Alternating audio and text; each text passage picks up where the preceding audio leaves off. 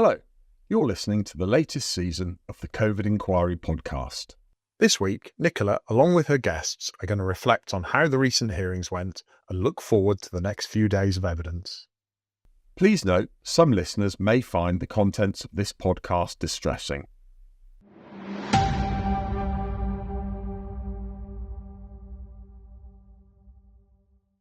Hello everyone, I'm Nicola Brook and I'm from Broudie Canter Solicitors and I represent COVID bereaved families for Justice UK. This is episode 3 of the podcast in module 5 and I'm pleased to say that I'm joined today by Jean Adamson. Jean is a member of COVID bereaved families for Justice, having very sadly lost her father to COVID. She also heads up our subgroup which deals with health and social care. Joining us for the second time today is Peter Munro of Transparency International, which is a member of the UK Anti-Corruption Coalition and a very welcome CP in Module 5. Thank you both for joining me today. Thank you. Hello, everybody. My name's Jean, and I'm a representative from COVID-19 Bereaved Families for Justice. And I'd like to start by asking Nicola, what do you think are the highlights from week 3's evidence? Oh, it's really difficult to pick a single moment, actually. Week 3 has been a unique week throughout all of the modules, in that for the first time ever, we've had restricted evidence sessions. So they took place on Thursday. So unfortunately, we're not allowed to talk about what happened in those evidential sessions, which makes answering your question a little difficult. I think there were some shocking comments made this week. Lord Agnew is a particular standout. He was shockingly honest in some ways about the whole government machinery and just how badly it operates. But he also made some comments which I found offensive on behalf of the clients who I act for. So I think probably he stands out more than most for me. Yes, Lord Agnew. He was a kind of an interesting kind of person to listen to. He seemed to come across as being somebody who felt very powerless in his position, and really sort of hard done by. But I thought he really highlighted the dysfunction in Westminster, in government, and that was occurring not just within central government, but across government departments. And he came across as being somewhat disempowered in his role. So what was it about his evidence that you found so offensive? So the bits that I found offensive was when he was talking about James Dyson and the ventilator challenge. And we saw a few emails that were exchanged about this. So I don't know the details, but for whatever reason, the ventilators that Dyson had developed didn't come up to the standards that were necessary. And so they never got the authorization that was needed for them to be purchased and put into hospitals. But before that decision was made, there were emails being exchanged, and Lord Agnew said in response to one question, "We're going to have to handle Dyson carefully." Of greater significance is he says, I suspect we'll have to buy a few machines, get them into hospitals so that he can then market them internationally as being able to be used in UK hospitals. So his concern was for Dyson and how he could benefit, rather than his concern being about the patients who are going to be placed on those ventilators or the taxpayer money that was going to be used to buy them. And he's defended all of this, but said that when he had to call Dyson and tell him that he wasn't going to get the contract, this is the bit that I found particularly offensive. He said that was the most difficult phone call he had to make of his professional career. And I know from speaking to many of our clients that they had to say their final goodbyes to their loved ones over the phone. And I know of doctors and nurses who have been incredibly distressed by having to sit with their patients, ring their loved ones, and hold the phone for them whilst they said their goodbyes. And I'm pretty sure that those were the most difficult professional phone calls that those doctors and nurses had to make. And for Lord Agnew to claim that his phone call to a billionaire to tell him he wasn't going to get a contract was the most difficult of his professional career, I just thought, one, you're out of touch with just normal everyday people, but two, you're out of touch with what this pandemic did and the real impact of it. So that's what I found offensive about his evidence. Yes, that was particularly galling to hear him say that. Actually, I also listened to his testimony, and yeah, he was clearly more concerned with the interests of Lord Dyson, as you said, and there was no compassion at all shown for the victims of the pandemic, those who had lost their lives and their families, in the way that we had to say goodbye, or in some cases didn't even get the opportunity to say goodbye to our loved ones. Yes, a very sort of self-serving response, I felt. Peter, what are your views about Lord Agnew's testimony? Yeah, I think there's some good points being made already about Lord Agnew's evidence. I thought it was quite a wild one. I think this week we saw a lot of bit of bad temper from many individuals, a lot of defensiveness from the witnesses.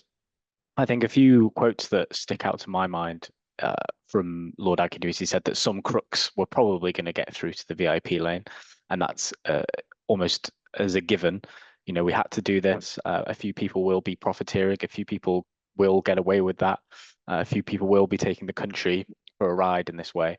But that was just part of doing business in a way. And I think that was a particularly revealing point of view. And then another thing that I wanted to talk about with Lord Agnew was, and I think we're seeing this as a wider point throughout the inquiry, and I think might be talking about Matt Hancock as well, saying that this was not some kind of right-wing plan for people to enrich themselves. There was no conspiracies here, and we understand that the witnesses are subject to those kind of conspiracy theories and things like that. If we take that as a given and say, okay, well, there was no conspiracies here, there's always that phrase of, is it conspiracy or is it cock up? That's kind of what I think a lot of people talk about in the UK when they look at the government and look at mistakes they're made. Okay, well, if it wasn't a conspiracy, then can we at least agree that there was some cock-ups here, and that best procurement practice was thrown out the window? The VIP lane did not need to be created.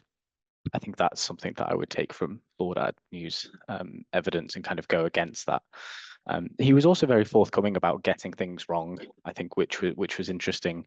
He did raise a couple of important points, that the UK's data and technology was not in a place that it should have been to respond to the pandemic. I think that he's, as brazen as he was in his evidence, it was useful to hear his perspectives, that the government was really not in a position to respond to the pandemic, and the decisions taken were incorrect.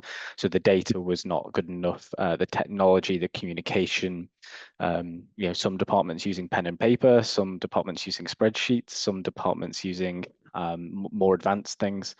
I thought that was good to understand. And he also admitted that the UK gave direct awards for longer. So in terms of, there's an emergency, it's very normal within emergency procurement to give out these direct awards. You need to limit the tendering process. You need to bring it, below the typical 30-day process, and you need to get contracts out. It was good to hear him admit that process went on way longer than it needed to. So I thought that was interesting to hear from him. I think he was definitely a mixture of the good, the bad, and the ugly in his evidence. I think that's a great way to put it. Yeah. Like the ugly was obviously his references to Dyson. We definitely got some good admissions from him about the levels of incompetence within government. But also whilst he wouldn't admit that the VIP lane was his brainchild, he was absolutely unapologetic about it. And he was a little offensive, actually, when he talked about it. He was saying, I really struggle to understand why this is such a point of obsession. And he used that phrase a few times. He said, I'm so confused as to why people are in such a state about this. He said, because of the level of offers, they had to have some way of triaging and prioritizing. And I think everyone would agree that was needed. The problem is that the way they chose to triage and prioritize was based on who the referrer was rather than the credibility of the offer. That's how it seemed to get past that first stage. Who was referring it? Was it Michael Gove? Okay, well, he gets through to the next stage. No questions asked almost. And that's what everyone's problem is, that if you didn't happen to be friends with Michael Gove or someone else, you would struggle to get noticed. And it's kind of like this old boys club where they all know each other and they just start from, we're not all on a level playing field. If you happen to have contacts in government, you start from a much higher position. And the fact that he can't recognize that that's what people's problems are, and that actually it's our money that was being spent in this way, that was quite difficult to hear, because he genuinely doesn't seem to get it, is what I took from him. Yes, I would concur with that. There's definitely that feel of there's this culture of entitlement, this kind of deserving of privileges. And that came through, I thought, with several witnesses that gave evidence during week 3. Was this kind of indignation almost, how can we even question, what we're doing here? We were doing our best. We were in the middle of the pandemic. We couldn't do any better. We were stressed, without really acknowledging that, that there were procurement rules and regulations there, which were, not just blatantly disregarded and trodden on, but actually that it was okay to do that almost, and I think that's a thread that I've seen running through evidence from various witnesses during week 3 and even previous weeks as well. So it's yes, quite hard to listen to a lot of that evidence actually. So this week we've seen Matt Hancock, give evidence again at the inquiry. I think he they quite pointed, it was remarked upon that this was his, I think, his 7th appearance, or at least his 7th statement that he had provided. So he spoke about the challenges that were experienced around PPE procurement, and also the testing and tracing element. My opinion of his testimony is that he came across as being very, very defensive, and was almost really challenging counsel as he was being as he was addressing the question to him.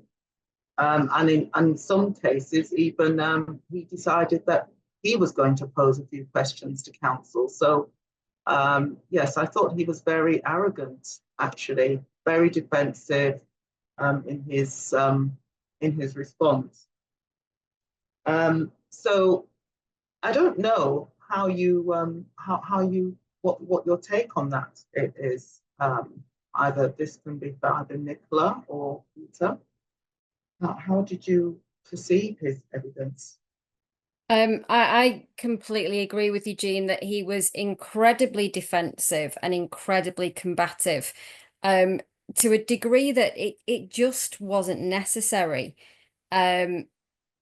He's thoroughly unlikable, and yet I found myself almost feeling sorry for him, because the level of paranoia he has, and thinking that every single question is aimed as a way of catching him out, or is designed as some kind of slight against him. It must be a terrible way to live your life. But yeah, he was completely combative, completely unrepentant. I'm sure he thinks he deserves some kind of award for his efforts during the pandemic. Every mistake or error he ever made, he justifies by saying, yeah, but I was trying to save lives. He completely rejects the evidence from the inquiry expert, Professor Sanchez-Grales, that no other country decided to adopt a VIP lane. He just, without any evidence whatsoever, he just disagrees, and says that's based on his experience of government, which I think tells you everything you need to know about how the government in the UK operated when he was there. The fact that it's just so difficult for him to imagine that other countries found a better, more honest, more transparent way of dealing with procurement. It just speaks volumes as to his character, I thought. He is completely defensive of his mate, who ran the local pub, who got a contract for making PPE despite the fact that he'd never been involved in anything like that before. His answer to the fact that we massively overpurchased PPE, to the point that we had to spend millions actually on burning the excess PPE, he refers to that as being over successful. Which is just, clearly he has some experience in PR and spin. To turn that into a positive was quite something to watch. And actually it brings me back to Lord Agnew and his evidence, which was that the volume of waste was incredibly difficult to see, and all of that could have been avoided if we just had the most basic software computer systems that were capable of telling us what stock we had.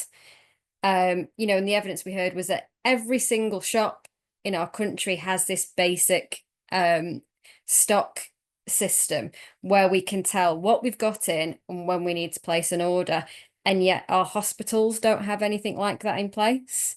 And it just seems like the most basic fundamentals that we should have in place to keep our country running are just absent. Yes, indeed. Yes, he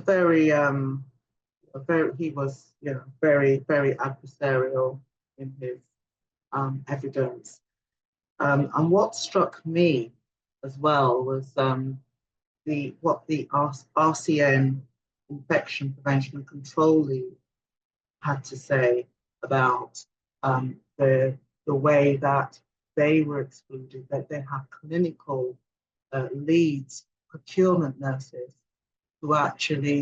whose job it is to make sure that that PPE procurement is is of high quality. Yes, and they were excluded. The RCN clinical procurement leads were excluded from the government's PPE procurement efforts. And she was quite vocal about that, and had actually contacted Matt Hancock about that. Yes, but it kind of reinforces the way that they were approaching this. There was this group think, which we've heard about in earlier modules, whereby you had a group of ministers, sorry, not ministers, but a group of individuals, experts, ministers, senior civil servants, mostly from the same demographic, yes, commenting on matters of them, that are making decisions based on, just a kind of a very narrow focus, and in doing so, discriminating against people from their, various backgrounds. So it came across to me that this was kind of more of the same, really, as what we've heard before. And I wonder what your views are, Peter, on Matt Hancock's testimony. Well, you mentioned the Royal College of Nursing and Rosemary Gallagher's evidence this last week. I was in a way looking forward to this because to her evidence, because throughout the inquiry, especially Module 5, we've heard from ministers, we've heard from officials, we've heard from that very kind of top level, high level government perspective. A lot of people are being very defensive, and a lot of people are defending VIP lanes and all of that. And I think it was really important to get the frontline perspective, just to kind of give the evidence, but also remind us as why we're doing this, why it's important, why we're looking back on the issues. Some of her evidence was really important. She said nurses were, especially just demonstrating some of the issues with the equipment that was being procured. Nurses inhaling the fibers from poorly designed masks. What they were receiving was not fit for purpose and was causing them harm. Nurses being asked to reuse single-use PPE, which was a huge cause of concern within the profession. And that when she fed back to the Cabinet Office that some masks don't fit for various reasons, she was told that any mask is better than no mask. I think that, and as you mentioned, Jean, lack of clinical engagement in procurement decisions. I think all of these points are really important to have on the record at the inquiry. So I'm glad that she was able to give that evidence. And now looking back to Matt Hancock, I wanted to actually, Nicola talks about his how he was during his oral evidence, but I actually wanted to point to his written evidence, which was published last week as well.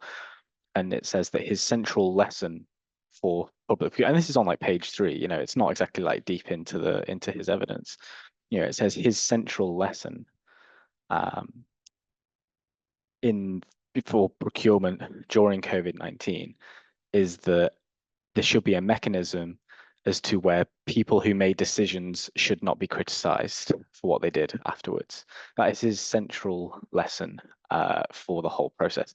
Nothing to do with these, what happened on the front line, nothing to do with the poor quality masks, nothing to do with huge amounts of fraud and waste, nothing to do with that at all, or giving contracts to friends, to associates of the political party. Nothing to do with preparedness, nothing to do with any of that. His central lesson is that those involved should not be criticised afterwards. And I think that that's just I mean, what more do I need to say? I think that that kind of demonstrates where we are with the inquiry. I think that I would disagree about those, that being the central lesson. Yes, indeed. Yes, because how do we learn lessons then? Which is what the inquiry is all about, getting to the truth, learning lessons to prevent, mitigate the risks of recurrence in terms of the way the pandemic is managed, and avoiding making mistakes, the same mistakes over and over again. So yes, that kind of detracts completely from that central premise of an inquiry. Yes, very very bizarre thing to say. So we'll move on then to the Lord Bethel's testimony. And Nicola, what would you say were the highlights from Lord Bethel's testimony? We actually got some good evidence from him when he first started, and that was about how public health in general has been underestimated in this country, and that essentially everything flows from it. It's where our resilience comes from in terms of a crisis, because if you don't have public health, people are off sick, and essentially, because of the way the NHS is funded, the priority is given in the wrong places, and that he said that only 3% of the budget is spent on public health, and that public health is considered to have a lower status compared to acute care, and that really we should pivot so that the underlying health of the the underlying health of the country is given much more priority than it currently is, because everything will fall down if that isn't prioritized. So that was a real high point, the fact that someone has recognized that. I'm afraid it kind of went downhill from there. Again, defending the high priority lane, and he talked about there was a Randox contract. So this was a contract that was awarded by the Department of Health and Social Care, and this was about testing. Now, Owen Paterson, MP, was a paid consultant for Randox. And I know Peter wants to talk about this. Obviously, the contract was awarded. Owen Paterson is a paid consultant for Randox. And the evidence of Lord Bethel about what constitutes a conflict of interest, I'll leave to Peter to describe, but that was particularly eye-opening.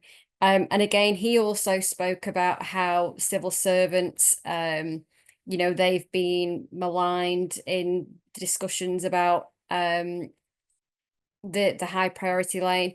And that has really missed the point, because people aren't maligning the civil servants. People are saying civil servants came under pressure because of ministers using their names and their contacts to try and push things through.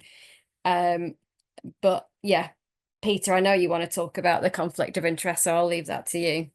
Yeah, I mean, I'll just come straight in.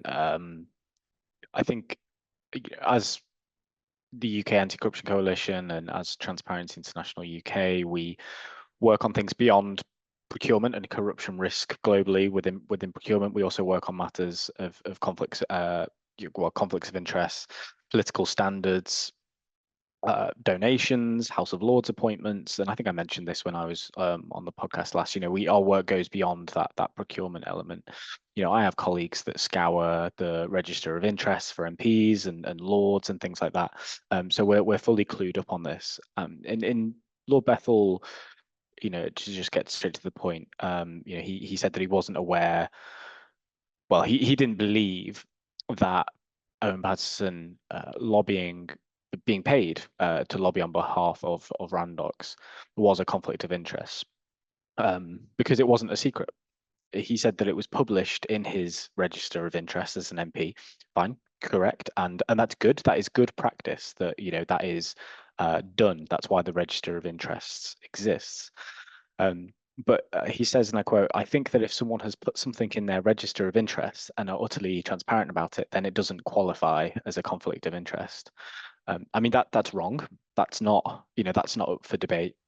There's no world in which just because it's labeled on the register of interest, it doesn't then mean that it's not a conflict of interest. That's why the register exists. So it's a really strange redefinition of what a conflict of interest is or is not. So I think that we just need to get that on the record. But that also demonstrates pure, whether he may have misspoken, maybe we should get him to correct the record. But I think it's quite a damning indictment of our current political process that those that are in the House of Lords, MPs as well, don't actually understand why we have a register of interest and the nature around conflicts of interest.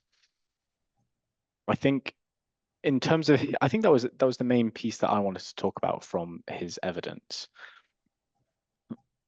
I think he also said that we were falling over ourselves to be as transparent as possible, and that they knew that there was going to be an inquiry. I think that that's quite an interesting and telling point as well. I think if they were really falling over themselves to be as transparent as possible, we wouldn't have seen such late contract notices. I mean, we still have missing contract details and missing contract information to this day. So to say that they were falling themselves to be as transparent as possible, I would say that's quite misleading. Thank you, Peter, for your appraisal there. Yes, it does feel rather like with the government at the time that they just really made up their own rules themselves. They kind of made it up as they went along, almost to justify practices that were less than scrupulous and less than transparent. And that's, that kind of feeds into that whole culture, I think, of what we saw in Boris Johnson's government, I think so, Jean, and I think that something that I forgot to add, and it goes back to what I said earlier about, there's no conspiracies here. That's kind of what their message is that they're going for. And if we are to believe that, if we are to agree with that, Owen Paterson was found by the House of Commons standards watchdog as have broken the rules. He was paid. He had a second job on behalf of Randox and was lobbying the government on their behalf. And the Commons watchdog at the time found him in breach of the rules. This is not some deep conspiracy kind of politically motivated attack. This is a clear breach of what's acceptable in our parliament and what's not acceptable. So I think that, again, when independent watchdogs find people to be in breaches of the rules, I think that that's something we need. We shouldn't just take it at face value. I think we need to recognise that there's a clear issue here. All right, so we'll move on now, and we'd like to I'd like to hear what your views are on Professor Munro Singh's evidence this week, Nicola. Thank you. Yeah, she was a great witness. Unfortunately, her evidence was it wasn't telling us great things about our country. But I think it's always reassuring when someone is honest, and unfortunately that's not something we get to say about every single witness. So she was talking about ventilators in the country, and essentially set out that our starting point in the UK was that we have lower critical care capacity just anyway before we even get into a pandemic. So we already knew that we needed to increase that before any pandemic hit. She said that our capacity is around about six beds per 100,000, whereas other countries are closer to 10 or 11 beds per 100,000. So we're already starting from a position that's behind other countries. But then when we know that we're going to get into a pandemic situation, we didn't know how many ventilators we had, which just sounds ridiculous. So we know that we've got this disease that's going to attack your respiratory system. So you're going to need oxygen, you're going to need a ventilator, but we didn't know how many we had. So the first thing they had to do was try and count them. And that turned out that we had round about 7,000. But based on the modelling of how many people we thought we would need to be hospitalised and in receipt of a ventilator, we were about 30,000 short. So that was really quite a scary position to be in. And then because ventilators are so complex and sophisticated, there was a concern that a bad ventilator is worse than no ventilator. And I think in normal times that might be true, but she said in these circumstances, yes, ventilators can cause damage to lungs. But here we were in a situation where you really did need a ventilator that could provide just the most basics so that they could be used by anyone, rather than the more sophisticated machines, which, you know, clinicians need to be trained on that particular model. So it really just kind of highlighted the amount of work that needed to go into just counting initially how many ventilators we had, working out how many we would need, and then what the spec should be of the ventilators that we needed to buy. And it was her overarching comment was essentially, we started behind other countries and we weren't prepared, and that everything came back to a lack of preparation. And actually, this again brings me back to the evidence of Lord Agnew, because he said one of his key concerns when everyone was trying to buy ventilators was about the oxygen system in the UK and across the whole NHS structures, because he was saying, it doesn't matter if you buy all the ventilators you need if we don't have an oxygen system that's capable of supporting those ventilators. So he was trying to find out from across the NHS what capacity we had for oxygen.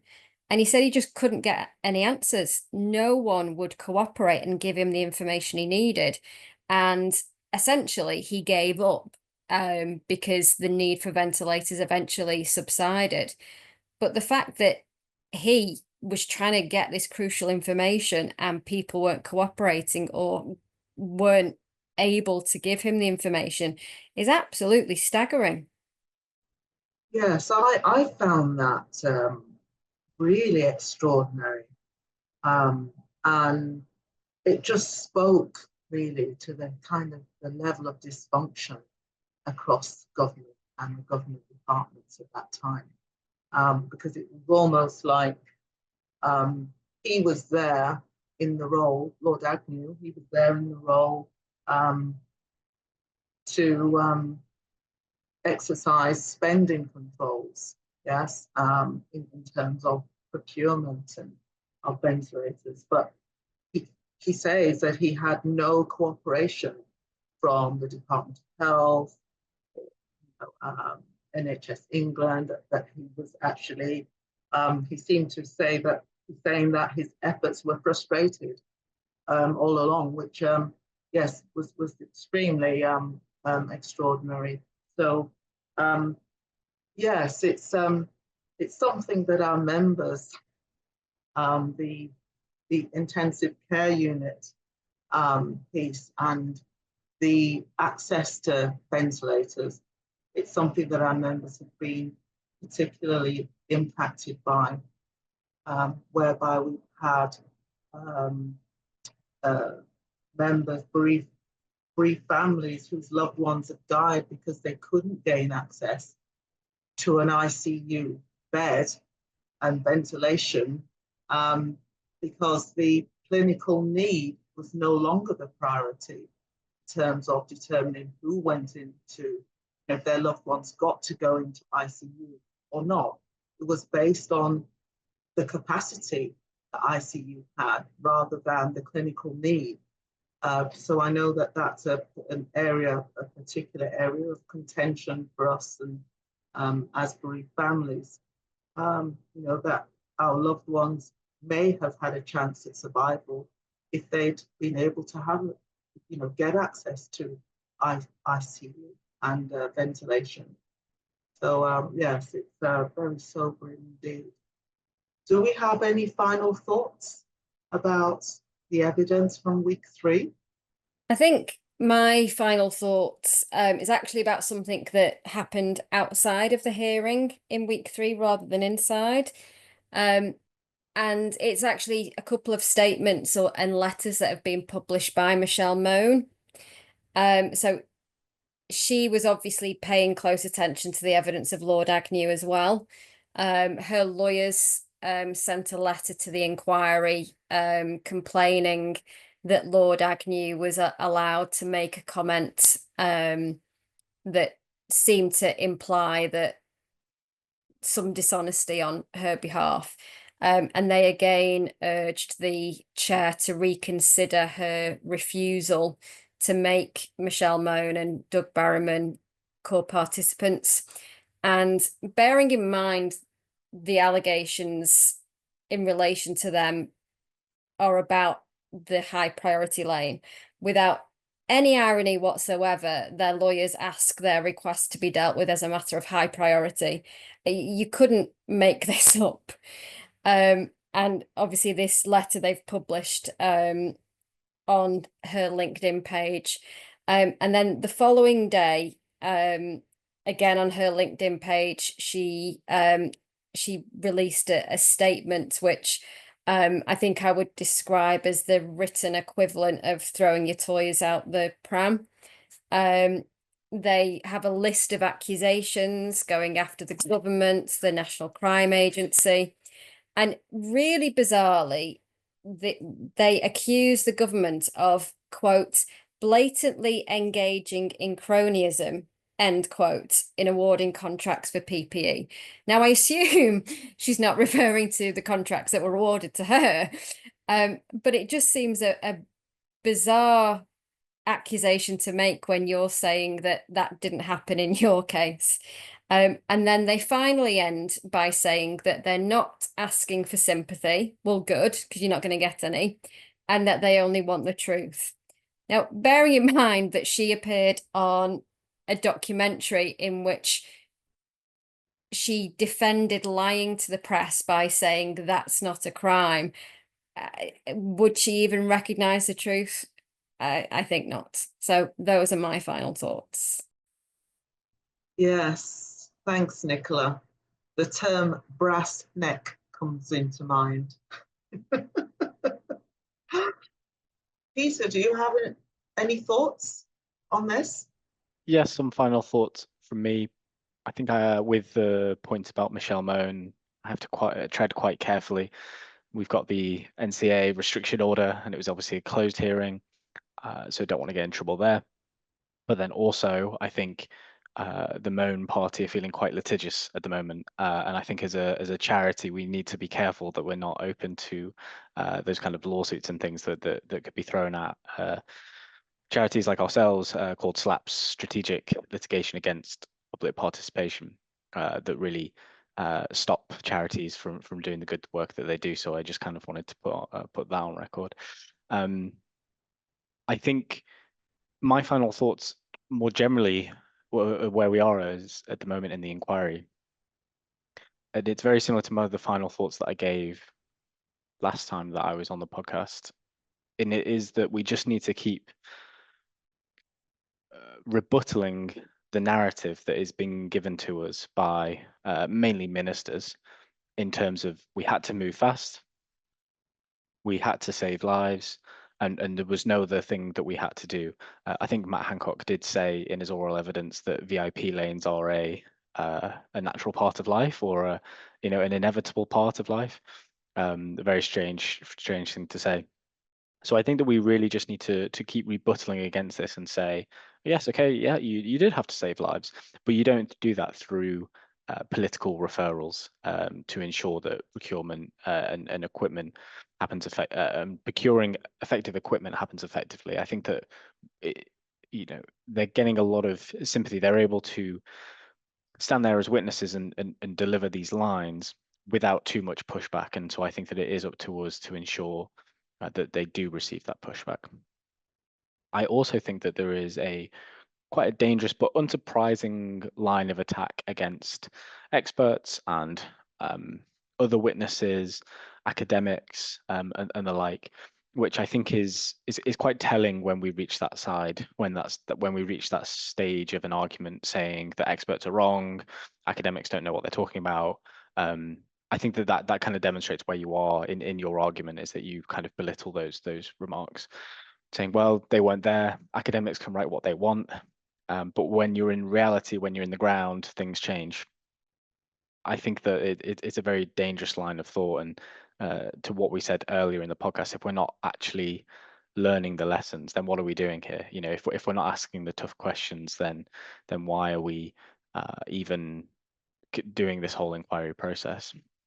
Also, we need to remember that emergency procurement, and because it's such a high corruption risk, there is an international academic and expert base to understand these problems. We're here for a reason. We're not here for a bit of a jolly and to have a bit of fun. These people have working at this for decades. There's reasons why there is an academic thinking around this. It's because so much money is spent.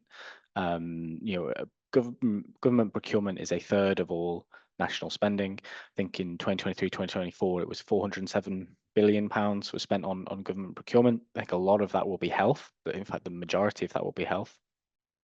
So I think that we need to stop with the dismissing of experts and academics on this front. Those are some of my final thoughts. Thanks, Peter, for putting that together and summarising your thoughts on that.